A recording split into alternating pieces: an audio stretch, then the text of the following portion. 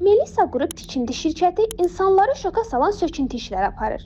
Belə ki, Bakı şəhəri Yasamal rayon Alatava ərazisində tikinti iş aparan Melisa Qrup tikinti şirkəti onların təklif etdiyi məbləğlə razılaşmayan sakinlərin evlərini ağır texnikalarla uçurub. Nəticədə mənzil sahiblərindən xəsarət alanlar var.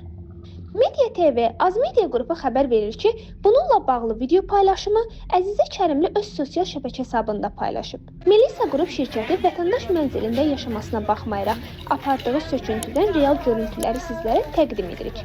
Qarşı tərəfin mövqeyini də işıqlandırmağa hazırıq.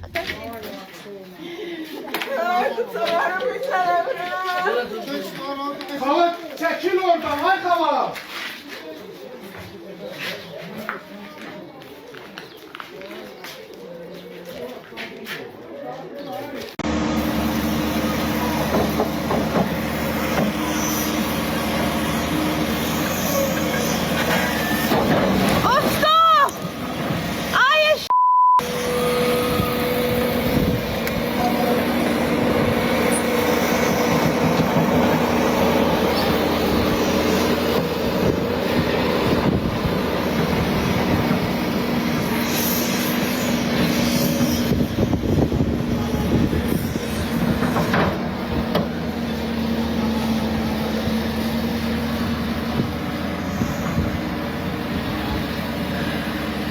Dağıttılar balkonumuzu ve kaçıp getirdiler.